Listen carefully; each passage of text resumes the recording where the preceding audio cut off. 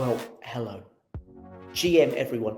It's moments like this where you realise just how effective GM is. Moments like this when you realise you're actually talking to an entire world, an entire ecosystem, and beyond. That you get to say GM confidently, and wherever you are in the world, I'm hoping that you're hearing this GM. Hopeful that you're hearing it. I think you are. I just had a quick look at X to make sure that I am actually live and I'm not just shouting into the void of this London-based office. Now, we should start with an important thing. Always nice to start with an introduction, I think. I'm Sunil Singhvi. I'm the head of arts here at Trilitech, based in London. This job is an amazing job because there's so much happening in the Tezos ecosystem right now. So much happening. So I get to kick off the town hall. I get to be your moderator for the day. And I've got two incredible guests who I'm going to bring up in just a minute. But before I do that, let's give a little shout out to other things that are happening in the Tezos ecosystem. Because as much as I would like it to be all about me, there's a ton of stuff happening, a ton of brilliant stuff happening. So things that I should mention before we get started with today's topic. Are you staking? It's an easy question. Are you staking? It's a yes or no. If you are not, head to stake.tezos.com. Head over there. Super easy. I'm going to say it again. Stake.tezos.com. All you need, a Tezos wallet, any amount of Tez, mobile device, you can get yourself started staking Tez right now. And you can earn up to 14% in rewards. Ben is awesome. You should follow him. It's just said on X, currently not staking. Ben, come on, my friend. Get involved. Get involved. Something else that is echoing around this building, echoing around the ecosystem, Etherlink continues to grow and build. 50 plus projects building in that space now. Projects like On-Chain Vision Lab, Organic Growth, Degenerator, OmniC. There's a huge amount happening. Absolutely huge amount happening. Get involved. Make sure you're following at Etherlink. They will give you all the information. The admin is writing some of those tweets, so you know. You get some vibes, you get some flavor as well, but make sure you're following at Etherlink because that will give you loads more details. Now, not written by the admin, written by an absolute professional. The Tezos Foundation recently published their biannual report. There's going to be a link in the comments, so check the links underneath this. Do we still call it a tweet? I think we still call it a tweet, this post. Head to that, tezos.foundation/reports. You can read everything that's going on. All the big stuff that's happening at the Tezos Foundation. It's a good read. Now, because I'm the head of arts and culture here at Trilitech and I'm on the mic, I get to shout out a couple of art projects that are super important to me, super important. So if you are not following Tez Vending Machine, make sure you follow Tez Vending Machine. There's a drop happening later today. I believe it is midday Pacific time.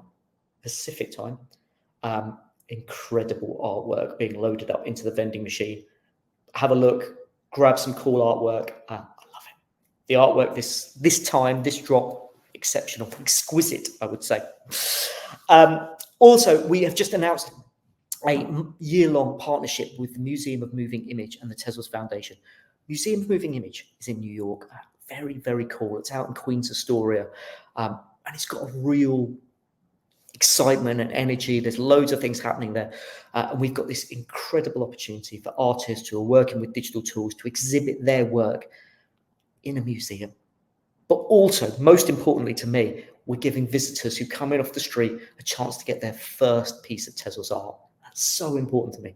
So important that we welcome more people into the space. It's a cliche, and we can all say it, and we've all said it a million times, we're early. But the job that I care about is how do we get past being early? How do we get to a point where it's much more mainstream, much more accessible? That's the part of the Web3 journey that I'm most excited about. I'm most excited about how do we get past people's perceptions of Web3 and people's challenges with it. So I'm super, super proud to be able to look after the Manchester United partnership here at Trilitech. And what that really means is that we've had a multi-year program with Manchester United where we've tried a number of different things. We've pivoted, we've innovated, we've built projects that have been incredibly successful at bringing a community together. Now, if you are a sport fan, you know exactly what I'm talking about. There are few communities as passionate as sport. I think gaming has some, but when you get into that real fandom, sport is quite unlike anything else. And that's why I feel so passionate about bringing together sport and Web3. I feel so passionate about bringing together sports audiences and Tezos, because I think there's an incredible synergy between the two things.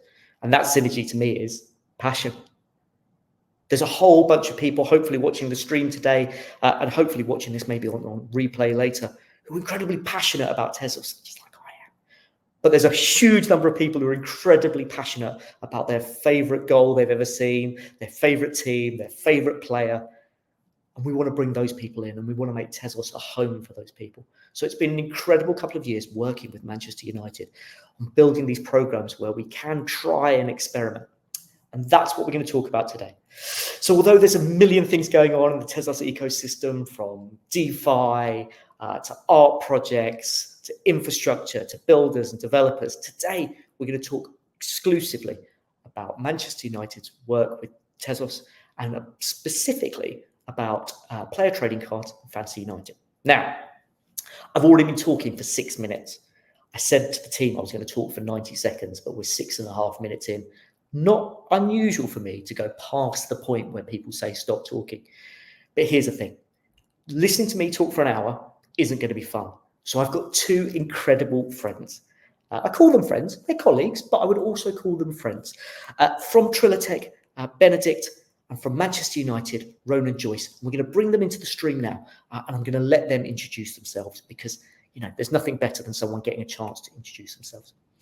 If you live in a Zoom world like I do, there has to be some etiquette. If I say to people, introduce yourselves, everyone looks at each other and no one knows who goes first. So I insist quite firmly on alphabetical order.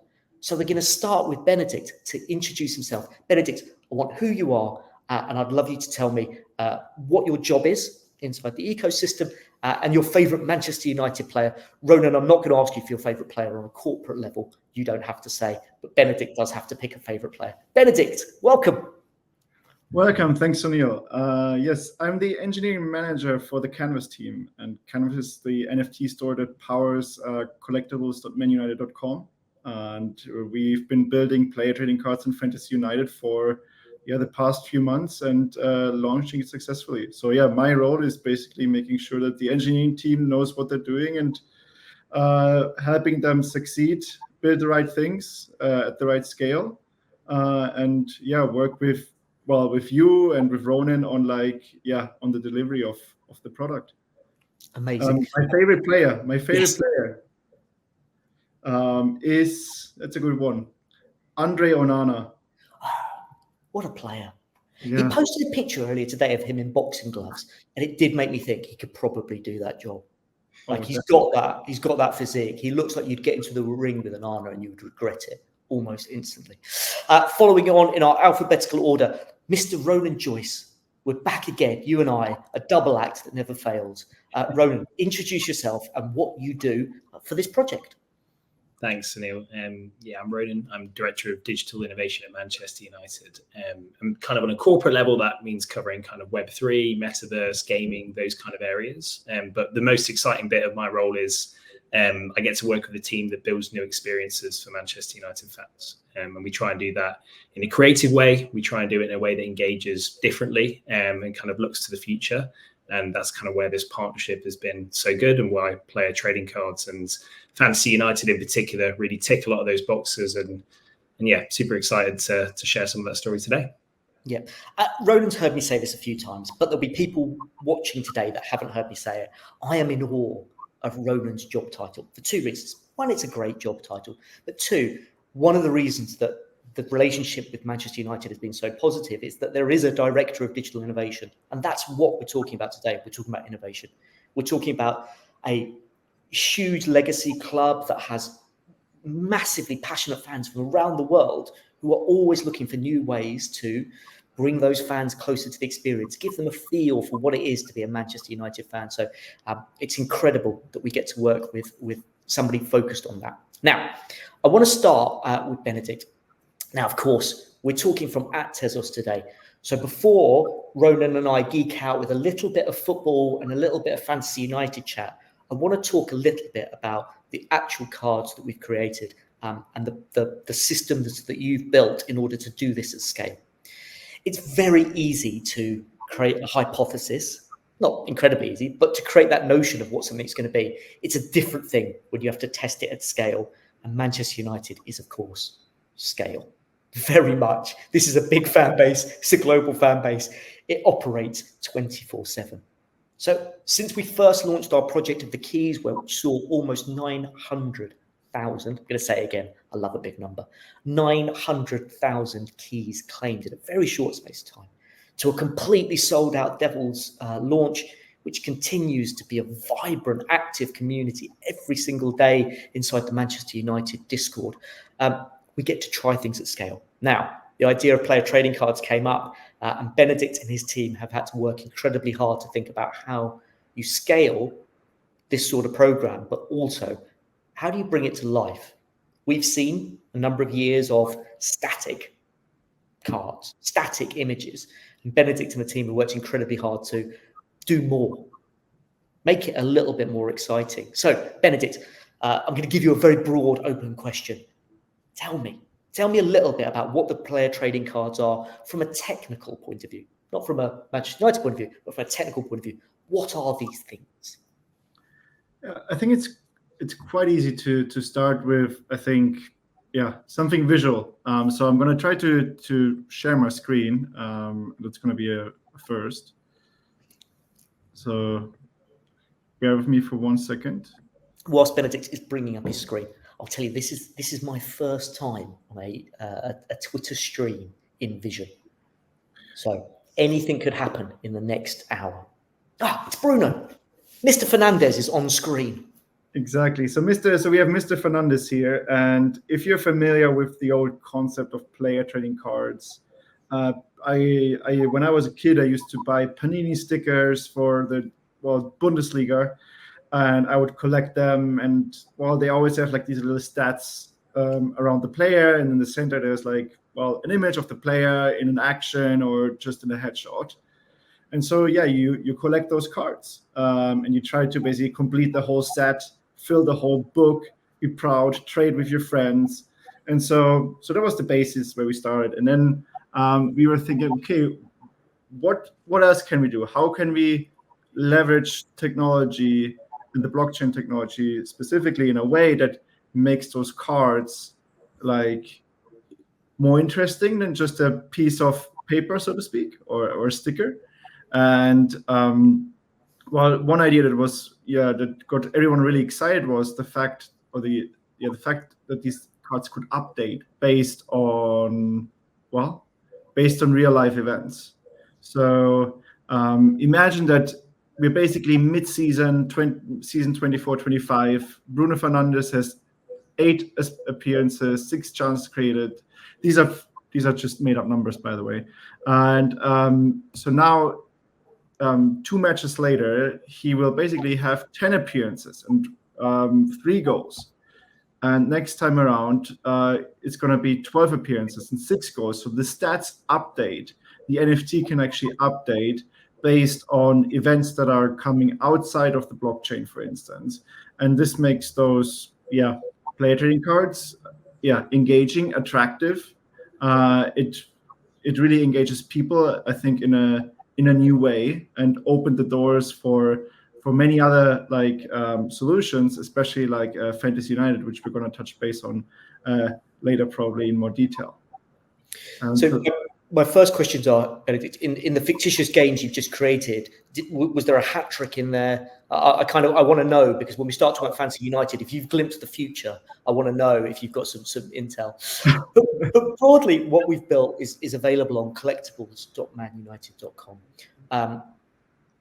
But it also fits inside a wider ecosystem. So I'd love to hear your thoughts on how you got everything to work. A lot of Manchester United collectibles owners use Kukai. They might use an object or something like that for secondary. You must have had to speak to a lot of people to make this thing work. Definitely. So from the start of the project until the very last minutes before release, we worked closely with a lot of different partners in the ecosystem or with the ecosystem overall. Canvas and collectibles.manunited.com are deeply embedded with different solutions in the ecosystem. That starts with Kukai, Beacon on the wallet connection side. We're working, we're using Taquito on the front and the back end, for instance. We also, throughout this, obviously, we had a very close connection with Object, as well as TCKT team to make sure that when these dynamic NFTs update, these updates are pulled through onto the user's wallets on object.com, so that the state is always reflected throughout the ecosystem. And I think that was kind of challenging and making sure that and testing on GhostNet and mainnet live as well. And that's probably one of the very specific challenges about this project was that the team required could only test on testnet, on GhostNet. And we couldn't run any tests on mainnet before the release. Having this challenge that you can only test parts at limited scale, and then you go out and you actually go big from day one was, I think, a very specific challenge, and that required us to work with many different stakeholders in the Tezos ecosystem. And we're so glad that everyone basically came around and helped us deliver and ensure that the experience is end to end throughout on the whole blockchain. Just perfect. Amazing. Now we're gonna move over to talk a little bit to Ronan. Ronan, I want you to take us back. So Benedikt has talked a little bit there about the technical implementation, but before we get to a technical implementation, there had to be an idea. You've been working with the Manchester United audience, and specifically the Web3 Manchester United audience for a long time now. How did this idea come up? Look, this idea came up because I think it really starts at the root of everything we've done that's gone before it, which is digital memorabilia, memorabilia purely to start with, right? Fans love collecting, right? Ticket stubs from previous games, matches, physical match day programs that we've got from the past. And what we tried to do with the Devils, neatly positioned over my shoulder here, as you mentioned at the top, and with Collect United, our program from last season in particular, is to do something that you can kind of grab hold of and that you can almost, as Benedikt alluded to, place within your collection and have, forever as your keepsake. And as things have moved more digitally, that's perhaps not been an option for a few years. And actually now, thanks to blockchain and thanks to this kind of technology, there is the ability to do that. I'd also add on top that while we dabbed our feet in with some players collections, we did something with Bruno Fernandes back in March, which was fantastic to do. We wanted to represent as many players as possible. And so this season, we've been able to bring the men's first team squad, all hand-drawn, all created, as you alluded to. First and foremost, for that collection ability, so that I can have the whole squad and, I own them. They're part of my collection. But secondarily, and Benedikt touched on it, how cool is it that now those stickers or cards you would buy in the past physically that couldn't update, now you have them as living, breathing entities. And at the Fulham game last week, I really enjoyed opening up my collection of player trading cards and seeing, when Xerxes got his first goal, that one appear on there for the first time. It kind of was okay, this is particularly special now. And we've not even touched upon the fantasy points. So that was kind of the nub of the idea. We wanted to kind of collect in a new fashion way. We wanted the whole squad to be there. And then we wanted them to feel dynamic, and credit to Benedikt and the team for bringing that to life. Yeah, I don't think we can underestimate that. Now, I will admit, if you hadn't spotted by the grey hairs on my head and in my beard, I'm quite old.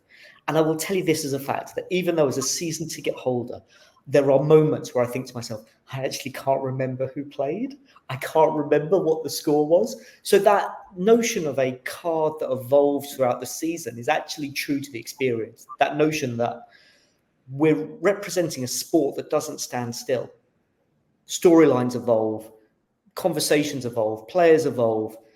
We will hopefully, as happened with Manchester United last year, see academy players come into the main team, which is so exciting to see, and them appearing in packs. Because I'm so in love with the product, what I'd love to do is I've just bought another pack I will not tell anyone. I won't tell anyone how many packs I've bought, because it's been quite a lot. If I'm honest, I've bought a lot of packs. So I've just started presenting my screen, so hopefully that's going to appear for you in a minute. And we're going to open a pack. If you've never bought one, it's so simple. Now, of course, I'm biased because I've worked with Benedikt and Ronan to build it. But honestly, it's one of the easiest experiences in the whole of Web3. You can buy via Stripe, by your credit card, or by Tez. Of course, I bought by Tez. But we've got the pack here, and I'm just going to open it in real time. So I just click this open button, and there they are, right in front of me. And Benedikt and the team, alongside Ronan, the gang from Manchester United, have built these. So I can tell you now that there are 3 colours. There is a classic, a rare, and an ultra rare. And womp womp, I have got no ultra rares in this pack. Sad face, but it happens. It happens. I'm gonna turn my cards over. I think I couldn't tell you the number of days ago, but I think about 10 days ago, I was very happy that I had a complete set of classics and a complete set of rares, and only a few ultra rares missing. Unfortunately, Manchester United have bought more players, so now I have gaps in my collection. So I'm hoping in the unveil here, I'm going to get a couple of players that I have not had before. So whilst I unveil them, Benedikt, I'd love you to talk about how that part works, knowing that a squad is not a fixed thing until the end of the transfer window. How has that worked? You've built these mystery packs with randomization in them. What happens if somebody joins the party? So we built a backend behind all of this to facilitate the creation of like players and player cards. Each player has like a representation in 3 different varieties, and we have the ability, when a player gets sold, for instance, to be removed from the new packs automatically. We added the ability to add new players throughout the season, and they're going to be automatically added to the like randomization engine. And we also have support to have players that are going to be there in the future, and we're already collecting the stats for them. So let's say imagine there's a new academy player and they don't have a player trading card yet, but they're doing very well throughout the season. So we decide they should deserve a player trading card, and we can enable that throughout the season. And then they're going to appear already with the stats that they've collected throughout. And So we built the technology in mind that players will change, anticipating a change really helped us. Already with the first set of new players coming in to the squad. I hope that you will be lucky this time to get maybe one of the new signings. So I'm off script here. So if you're watching, that there's some preparation that goes into this, but I'm off script because I've bought a second pack. And here's the thing that I love so much about this is it's genuinely addictive. So what happened there was I bought a pack and I was very excited, and I got some good players and I got some good cards, but I wanted to have another go. So whilst Benedikt was explaining how that works, I've bought another pack and we're going to have another go. I'm going to open the pack. Ultras evade me today. I don't have my lucky dice today, but we're going to just quickly, and you see just how simple this is. And all of these head into my wallet and then become, one I was missing. There we go. I think that might mean I'm now complete. On my rares as well. So we've talked about dynamic NFTs. Benedikt has talked about how they were created alongside the ecosystem and how Manchester United have really helped us test the scaling of it. But we have to go to step 2. Once I have my squads, once I have my favorite players, once I have the characters that are going to play such a huge part in this Premier League season, I then get to click on this button here that says Play Fantasy.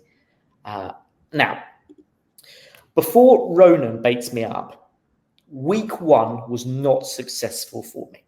So we're going to forget that week 1 happened. I'm going to say to all of you, you can come, you can buy your packs, you can get involved in player trading cards and Fantasy United from today. You don't have to worry about week 1. Week 1 was a trial week, shall we say. And I've got my squad here, which is completely empty. So Ronan, tell us a little bit about what Fantasy United is. Yeah, so Fantasy United really is kind of the next step. Like what we talked about before, you've got players in your collection, you're seeing their stats update in real time throughout the season. You're completing your set.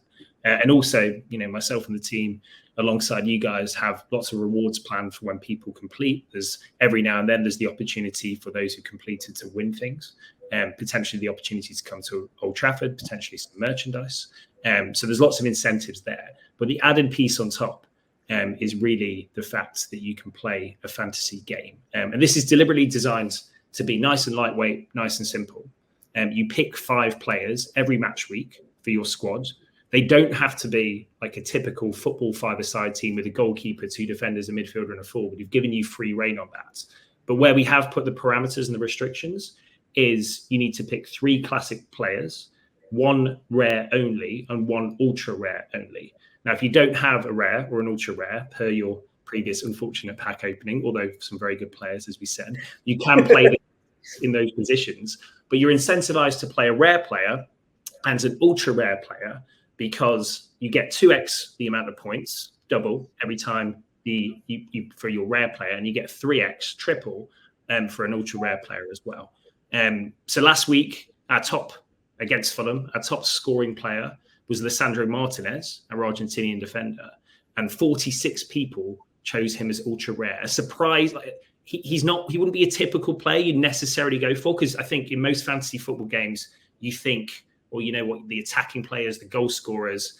But actually, the way we've done the points breakdown is actually quite helpful in allowing you to pick players from multiple positions, strategize, and then, a lot of it comes down to who am I picking as my rare and who is my ultra rare for this week, because you can only pick one of each.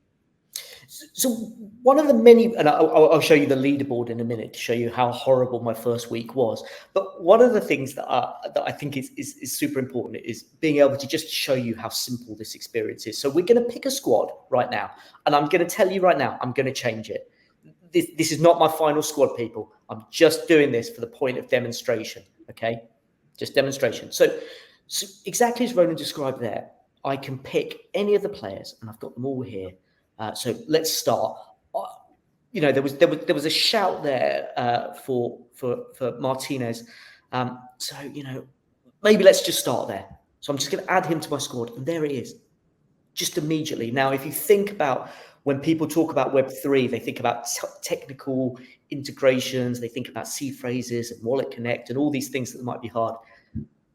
You have just seen me buy player trading cards, open them, go into this Fantasy United sequence, and then just add a player in just simple clicks. You can do it on a mobile, you can do it on the move. It's very, very simple. So I'm just going to pick a few more spots. Let's see who else we think. I enjoyed him playing last week.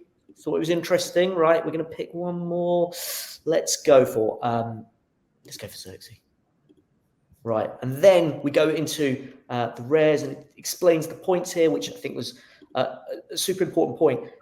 Benedikt, when you were putting the project together, there's been an awful lot of thought that's gone into user education and making sure people know what's going on in a new environment. Can you talk to us a little bit about how you've combated that? Someone coming to something and not knowing exactly how it works on day one. I mean, it's obviously incredibly difficult to build things in tech when you're in the midst of it. Usually, we're experts. We're building, the collectibles, domainunited.com. We're blockchain experts, so we understand what we're doing, and we know the domain very well. So I think the important part was for us to always start with like the Web 2 user in mind, the casual Web 2 user who's probably browsing on their phone. And so like taking that perspective and iterating on top of that day by day, trying it out on our phones, putting ourselves into the shoes, doing user testing, etc. early on, really helped us refine the product and the user experience, because that's, I think, what's basically either getting people in to play or that's driving people away. On top of that, we are implementing metrics and analytics to understand user behavior, which helps us figure out if there's like an issue, for instance, in the wallet connection flow. Is there something unexpected happening when someone selects a squad? Are they confused? So these are all the things that we're now trying to figure out after we launched. is like, how can we iterate? How can we make the product better and easier to use for people? Also, like, there's easy things else that you can do is like look at how many people are visiting the FAQ/help pages, how many queries are coming in from there, what are people asking for, and yeah, all of this combined really helped us and helps us still today build like a product that helps people create their first wallet and feel safe that they can do that and that they understand what this is, and build sort of the knowledge, then go out and maybe do the first trade on object.com, which is going to be actually a big step forward if you go into like your second dApp, and then after probably your third dApp, you're going to load some Tez on it. So we want to help people basically be onboarded onto Tezos into seamless way, and that's the goal that we're striving for. One way you do that, one way you help people in that onboarding journey is through design and through explanation and the things that Benedikt just mentioned. The other side that I'm always keen to rave about when I talk about Manchester United is the Manchester United Discord, especially the Devil Holders chat. Now, I own a Devil, multiple Devils, just for the record, and I'm a member of the Devils chat. And one of the things that I absolutely love is just how collaborative and helpful and kind that community is. Not always the case in all sports environments, but that community is so incredibly friendly. So as player trading cards open to the world and people were seeing it for the first time, huge excitement. Everyone was really passionate about it. Everyone was buying their packs, sharing when they got the players they wanted, but also helping each other. To Benedikt's point there, helping each other think about wallets and thinking about, how do I buy one in secondary, and should I open another pack? Should I stick with this one? Should I buy this player? And I think that's incredibly helpful. So Ronan, it'd be great to just hear from you. And I know it's a big and complicated territory, but how have you, as Manchester United, nurtured such a great community? How have you formed such a wonderful group of people? Yeah, look, I mean, credit goes to the community themselves, right? There's only so much we can do. Hopefully, we've been able to create a space and an environment in which they can come and express their opinions and connect, but it's really down to them. They drive it. They are the lifeblood. And I think that comes from just fan culture in general. You mentioned, Sunil, at the top of the video that, sport is kind of unrivaled when it comes to passion. There's passion in gaming, there's passion elsewhere, but that connection to a team, that love of something, it's been through the history of Manchester United for years and years, dating back, pre-Web 3.2.1 and beyond, right? But now in this environment, there's a space where people can come together even more and take physical real-world connections into digital real-world connections and kind of build from there. So, that community's been brilliant at giving us feedback as we've developed ideas. They told us when we've done things they don't like. They told us when we do things that they do like. Hopefully some more of the latter, but sometimes the former. But all of that's just so informative because, I'm in a very lucky position within the club where I've kind of got this real-time feedback audience, and, we hear from them. They actually help us across the club with other products, right? If there's feedback on our membership programs or the experience at the stadium or the latest I Love United event that just traveled internationally, we get feedback for everything, and that community is brilliant for it. But, as regards player trading cards and this product, they got early access. They were the ones who jumped on it. And, they've been really passionate about Fantasy United as well. So very excited to continue to work with them. And they continue to be so central to all the work that we do. Yeah, it's a brilliant community. Actually, Ronan, you've reminded me of one thing there. Before this was launched to the general public, Manchester United fans throughout the world, and actually, I have to say, a fair few non-Manchester United fans who wanted to come and see this experience and get a taste of it. Maybe people that haven't picked a team yet. Benedikt, talk to us about that. You've got this big project, and there's a day or two beforehand where only a small section of people get it. Does that present its own challenges and risks of having to understand what's in somebody's wallet to allow them access? So, the good thing is that we're basically like able to use the partnership with Manchester United to build the products that allow us to do these cool things like token gating.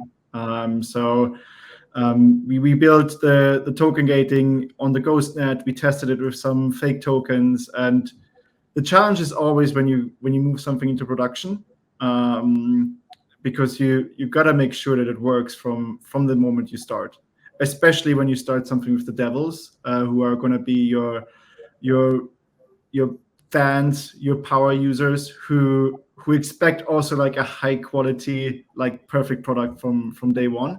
And so I think the challenge was here, making sure, again, like being rigorous in testing beforehand, that once we go live with the devils, we basically have a working product, and it works at scale as well from the first second.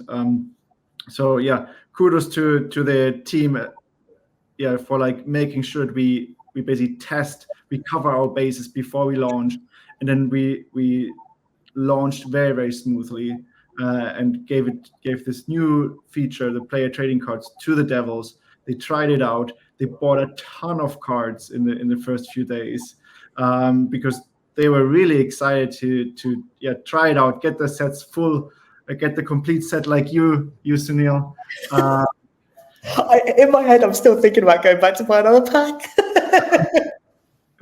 I know it's addictive, and so it was really good to see. And to be fair, having this audience really helped us in the first few days to ensure that our product is working really well once we hit the general public. The power users are the ones that have high expectations. But to be fair, if anything would have gone wrong, we would have spoiled it with them much earlier than with the general public. So I think it was like a double-edged sword in a way, that we knew that the stakes were high, but we also had like the understanding that if anything goes wrong, these guys are going to tell us, and they're not going to be happy about it. And but they're going to tell us, and we're going to be able to help and make things better. Fortunately, everything went fine. But it's good to have this in your back pocket, I guess. No, it is. It's very, very smooth. Listen, so I'm going to shout out a few comments here. Bruno Magnifico says, bought too many. I don't think that's the case. Devil Collectors MUSC says, the tech behind the live stats is fantastic. Great job. And thanks to the 1,000+ people listening. It's brilliant. Hopefully watching as well. For the eagle-eyed, you will have noticed that I didn't pick an ultra rare. So we're going to do that right now. But whilst I pick my ultra rare, Ronan, I wanted you to talk a little bit, if it's okay, about the fact that there are 3 tiers and how that came to be and how you would think about it. Yeah, I mean, first I could elaborate perhaps a little bit on the way you score points within this piece, because you score them for the things people might think, goals and assists and clean sheets. Kind of typically, we go a little bit further to kind of add to the strategy around this. So number of passes completed. If you go over 50 passes, you actually get 2 points. If you create 2 chances, you get 2 points. There's a number of them, and I'd encourage people to just jump in and have a look at the very nicely put together graphic that kind of breaks that down.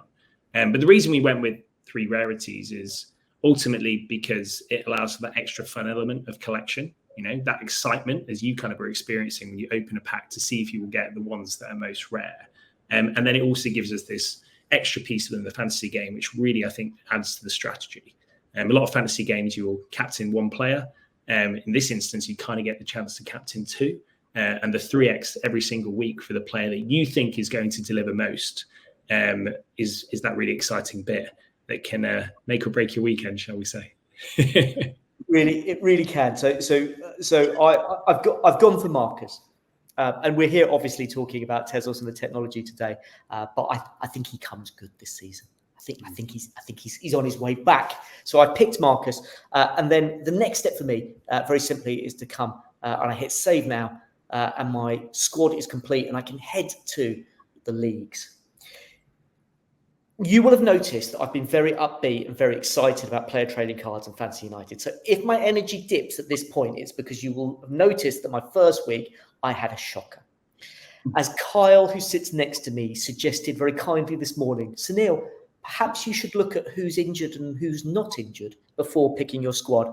So we have our global leaderboard up the top here. And I can see how many points I scored last week. I'm not doing too well on the global leaderboard. I'm not doing very well in the Tezos League. I'm not doing very well in the Devils League, the United Legends League, even our Fantasy United project team, which has 10 people in it.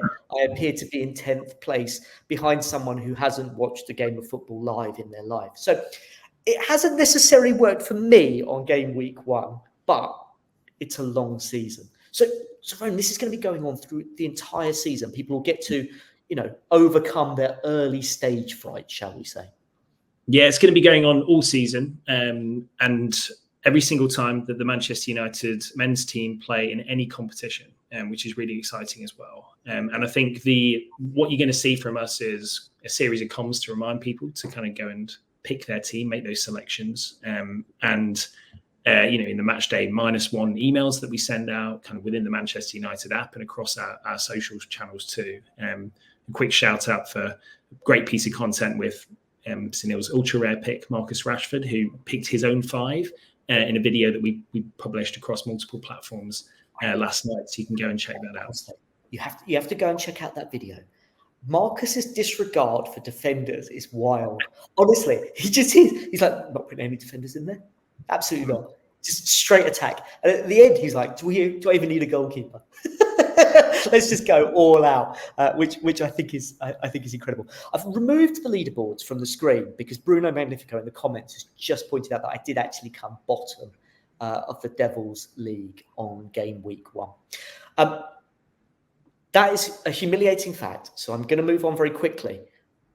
And the way I'm going to move on is by asking Benedikt to talk a little bit about that. So inside this, there are mini leagues. So there's a global leaderboard, but there's also mini leagues. So how does that piece work? Can anyone create a mini league? Yes. Anybody who creates a squad can go to the leagues tab and create their own mini league, invite their friends to join, compete with them. And you build sort of that the community aspect within the game. As you saw, like you had like the Devils League, which was a mini league, the Tezos Project Team League, which was also its own league. So you're able to like not just collect points on your own, but you're like obviously have the discussion with your friend after the match, which is like, well, you scored really badly this time, Sunil. I'm gonna give you some training. You didn't have to use my name there. It could have just been a hypothetical person who played badly. You didn't have to call me out. I think it was easier for the audience to imagine that. And have we seen a lot of creation? Has there been a lot of people creating their own mini leagues? Definitely, yeah. We've seen many people create and join mini leagues, and really embrace that aspect of the whole game as well. It's been really exciting to see, like, again, how the users are, how every user who comes on, buys some cards, creates a squad, goes on and joins a mini league or multiple mini leagues. And we're really excited to see basically how this is how people are going to continue engaging, strategizing every week to maybe get ahead of their mates. So it's been super exciting. Oh, I see you want to share something special. Yes. So here's the thing. After two packs, I've come back with a third pack because the leaderboard chat had made me sad, and maybe I need the triple point to get me back in the game. So we're gonna have a look here to see where we're going. And Anthony, so a nice little mix of players. Two Heatons, and then Ericsson. I do like Ericsson. Happy with that. I'm happy with that. I feel like I've redeemed myself from the previous 2 packs with a little bit of Ericsson magic in there. I like a sort of creative midfielder. So that's good news. Ronan, as we think across the season, we're going to have new players take part. We're going to have new players join the squad, and maybe a few departures. So there will be some cards that won't be eligible for game weeks. What are you most excited about as we think about the season ahead? What's the bit that gets you sort of very passionate? I think it's the 2 C's of community and competition, really. Like I think seeing people have that debate, like Benedikt just alluded to, post-match you can kind of say I beat you, but also pre-match who are you going to select? But then that aspect of kind of competition all season long, right? This is just for fun. It's just for bragging rights, but it's amazing how people can really spur onto that. And it feels like something, you know what, I really need to kind of make sure I do edit that team. And if you do miss it, you feel like you missed out. And it just becomes a new part of the match day routine. And, you know, we spend a lot of time at Manchester United thinking about the fan journey and the fan experience. And, you know, people have in loads of different parts of the world, right? If you're on the West Coast of the US, if you're in Southeast Asia, you have a different time that you'll be coming to watch Manchester United, but you'll have your match day routine. You might call a family member or a loved one to talk about the match. You might read up on the team news. You might visit the app. You might do your predictions game in the app, which actually you select kind of who's going to play that week. Now you can play Fantasy United week in, week out. So just the ability, like with the work we're all collectively doing and the community and the Web3 audience, to have that real reason to come back and have that competition week in, week out is probably the thing that excites me most. Yeah, I mean, from my point of view, and Benedikt, I'd love to hear from you from a technology point of view about what you're most excited about. For me, the chance to go up the leaderboard. I know I've laboured that point, but I am going to climb the leaderboard. But for me, one of the things that's most important for Tezos and my job here at Trilitech as head of arts and culture is to work on how we build repeat audiences. It's incredibly important for the space, you know, that we're early, you know, we're trendsetters, and I'm really excited to be part of a team that focuses on innovation. But for me, what we've been focused on building is something that is so easily accessible to a mainstream audience that we can grow. And we can grow the Web3 space through partnerships with the likes of Manchester United and the incredible technology that Benedikt and his team have pulled together on top of the Tezos blockchain to say, actually, how do we get to a point where this is commonplace, where before every game there's a conversation in every pub and every bar and the tram on the way to Old Trafford to say who's in your Fantasy United lineup. And it was so exciting. Ronan talked about the Marcus Rashford piece of content, and when I was looking at the comments underneath on X, people already beginning to use the hashtag Fantasy United to talk about who they picked in their teams, and you could see already that early strategizing about who's going to be my 3-point guy this week. So incredibly exciting. Benedikt, from your point of view, what's the technical part that you're most excited about or thinking about for the rest of the season? For the rest of the season, I think I first want to take a step back and think about the most exciting part that we actually built achieving this. And that was actually the dynamic NFTs. It was an incredibly it seemed like an almost insurmountably difficult task at the beginning. And that is because of the scale of where we basically operate with Manchester United and with this product. We were imagining up to, let's say, 500,000 cards in total in circulation. And when a game starts or ends, worst case scenario, 50% of those cards need to be updated at the same time. Now imagine updating 250,000 NFTs at the same time. We also wanted to have those updated in almost real time. So let's say within a minute or so. And that was a huge challenge. How the team has solved it was actually incredibly smart. So for the technical people who are listening today, we were basically looking at TZIP 16, and there's the Tezos storage mentioned. The Tezos, let me find the metadata URIs or the contracts, metadata URIs. And using that, we were able to pin the 26 players that are alive today in 3 rarities.